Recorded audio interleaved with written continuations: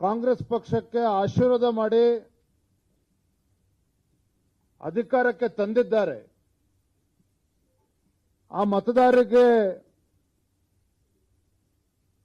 ವರದಾನ ಆಗೋ ಬದಲು ಒಂದು ರೀತಿ ಸರ್ಕಾರ ಶಾಪಗ್ರಸ್ತ ಆಗಿದೆ ಅನ್ನೋದನ್ನ ಈ ಸಂದರ್ಭದಲ್ಲಿ ನಾನು ಹೇಳೋದಕ್ಕೆ ಇಚ್ಛಪಡ್ತೇನೆ.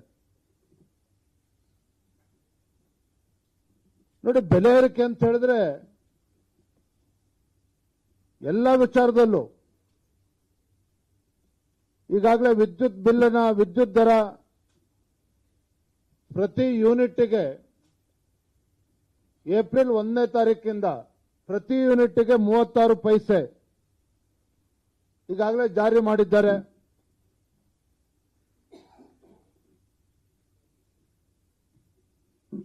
ಹಾಲಿನ ದರ 3 ಬಾರಿ ಏರಿಕೆಯನ್ನು ಮಾಡಿದ್ದಾರೆ. ಆಗಸ್ಟ್ 1, 2023ರಲ್ಲಿ 3 ರೂಪಾಯಿ ಜಾಸ್ತಿ ಮಾಡಿದರೆ,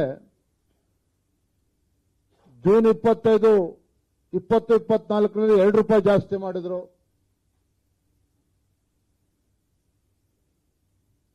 ಈಗ ಮತ್ತೆ 4 ರೂಪಾಯಿ ಜಾಸ್ತಿ ಮಾಡಿದ್ದಾರೆ. ಪಾಪ ಬಡವರು ಇನ್ನು ಸರ್ಕಾರಿ ಆಸ್ಪತ್ರೆಗಳಿಗೆ ಹೋಗ್ತಾರೆ ಚಿಕಿತ್ಸೆಗೋಸ್ಕರ, ವಿಶೇಷವಾಗಿ ಗ್ರಾಮೀಣ ಭಾಗದಲ್ಲಿ. ಅಲ್ಲೂ ಕೂಡ ವೈದ್ಯಕೀಯ ವೆಚ್ಚ ಹೆಚ್ಚಾಗ್ತಾ ಇರ್ತಕ್ಕಂಥದ್ದು ಕೂಡ ತಾವೆಲ್ಲರೂ ಕೂಡ ಗಮನಿಸಬೇಕು. ಹೊರರೋಗಿ ನೋಂದಣಿಗೋಸ್ಕರ ಹಿಂದೆ 10 ರೂಪಾಯಿ ಇದ್ರೆ ಅದನ್ನು 20 ರೂಪಾಯಿ ಏರಿಸಿದ್ದಾರೆ. ಮರಣೋತ್ತರ ಪ್ರಮಾಣ ಪತ್ರ 250 ರೂಪಾಯಿ ಇದ್ರೆ 300 ರೂಪಾಯಿ ಜಾಸ್ತಿ ಮಾಡಿದ್ದಾರೆ. ವೈದ್ಯಕೀಯ ಪ್ರಮಾಣ ಪತ್ರ 250 ರೂಪಾಯಿ ಇದ್ರೆ ಅದನ್ನು 300 ರೂಪಾಯಿ ಜಾಸ್ತಿ ಮಾಡಿದ್ದಾರೆ. ವೈದ್ಯಕೀಯ ಮಂಡಳಿ ಪ್ರಮಾಣ ಪತ್ರ 350 ರೂಪಾಯಿ ಇದ್ದದನ್ನು 500 ರೂಪಾಯಿ ಜಾಸ್ತಿ ಮಾಡಿದ್ದಾರೆ. ದಾಖಲಾತಿ ಶುಲ್ಕ ಜಾಸ್ತಿ ಮಾಡಿದ್ದಾರೆ. ಲ್ಯಾಬ್ ಪರೀಕ್ಷೆ ಶುಲ್ಕ ಜಾಸ್ತಿ ಮಾಡಿದ್ದಾರೆ. ಅಂದ್ರೆ ಜನಸಾಮಾನ್ಯರು, ಬಡವರು, ವಿಶೇಷವಾಗಿ ಗ್ರಾಮೀಣ ಭಾಗದಲ್ಲಿ ಇವತ್ತೇನೋ ಸರ್ಕಾರಿ ಆಸ್ಪತ್ರೆಗಳಿಗೆ ಹೋಗ್ತಾರೆ,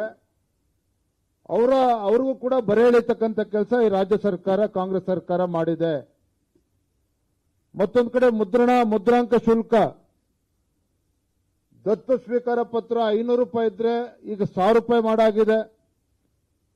ಅಫಿಡವಿಟ್ಗಳು 20 ರೂಪಾಯಿ ಇದ್ರೆ ಅದನ್ನ 100 ರೂಪಾಯಿ ಜಾಸ್ತಿ 100 ರೂಪಾಯಿಗೆ ಏರಿಸಿದ್ದಾರೆ. ಕ್ಯಾನ್ಸಲೇಷನ್ ಡೀಡ್ 100 ರೂಪಾಯಿ ಇದ್ರೆ 500 ರೂಪಾಯಿಗೆ ಏರಿಸಿದ್ದಾರೆ.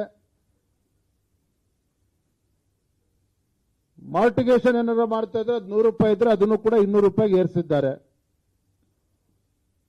ಪ್ರೊಫೆಷನಲ್ ಟ್ಯಾಕ್ಸ್, ವೃತ್ತಿಪರ ತೆರಿಗೆ 1200 ರೂಪಾಯಿ ಇದ್ದದನ್ನ 2500 ರೂಪಾಯಿಗೆ ಏರಿಸಿರ್ತಕ್ಕಂಥದ್ದು. ಮುದ್ರಾಂಕ ಶುಲ್ಕನ ಜಾಸ್ತಿ ಮಾಡಿದ್ದಾರೆ. ಬಸ್ ದರ ಜಾಸ್ತಿ ಮಾಡಿದ್ದಾರೆ. ರೈತರಿಗೆ ತೊಂದರೆ ಕೊಡಬೇಕು ಅಂತಾನೆ ಬೀಜಗಳ ಅದನ್ನು ದರ ಜಾಸ್ತಿ ಮಾಡಿದ್ದಾರೆ. ನೀರಿನ ಸುಂಕ ಜಾಸ್ತಿ ಮಾಡಿದ್ದಾರೆ. ಪೆಟ್ರೋಲ್ ಡೀಸೆಲ್ ಬಗ್ಗೆನೂ ಕೂಡ ಜಾಸ್ತಿ ಆಗಿರ್ತಕ್ಕಂಥ ನಿಮ್ಗೆಲ್ಲ ಗೊತ್ತಿದೆ. ಒಟ್ಟಾರೆಯಾಗಿ ಈ ರಾಜ್ಯ ಸರ್ಕಾರ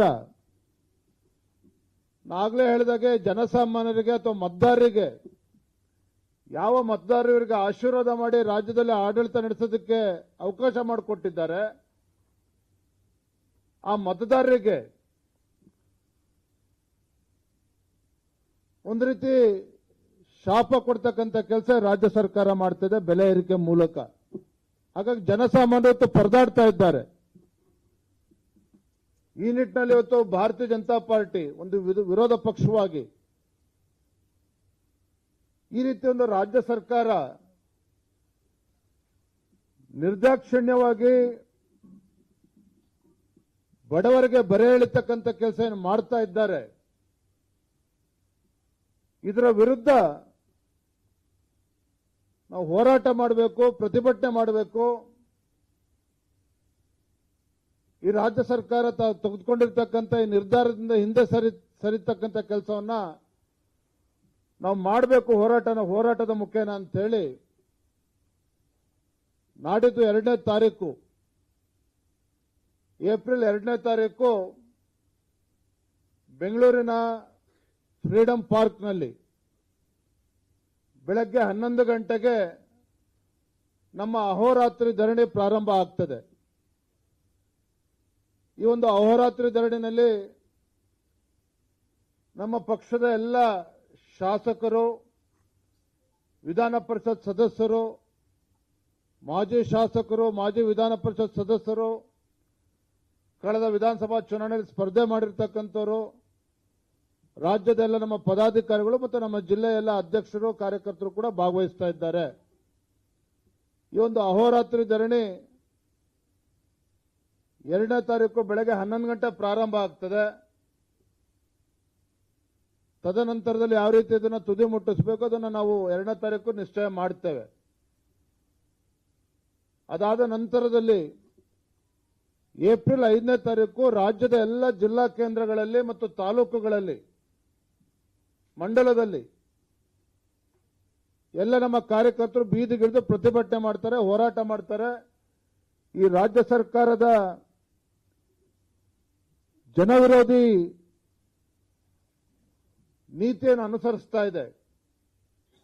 ಇದರ ವಿರುದ್ಧ ಹೋರಾಟವನ್ನು ಭಾರತೀಯ ಜನತಾ ಪಾರ್ಟಿ ಹಮ್ಮಿಕೊಂಡಿದೆ.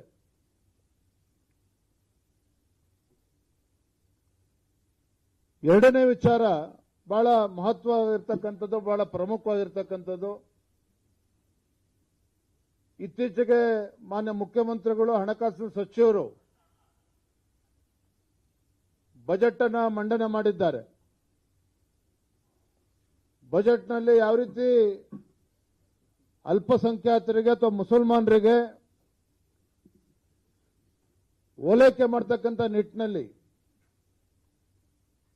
ಹಿಂದೂಗಳಿಗೆ ಅಪಮಾನ ಮಾಡ್ತಕ್ಕಂಥ ಕೆಲಸವನ್ನು ಕೂಡ ಮಾಡಿದ್ದಾರೆ. ಯಾಕೆ ಮಾತನ್ನ ಹೇಳ್ತಾ ಇದ್ದೇನೆ ಅಂತ ಹೇಳಿದ್ರೆ,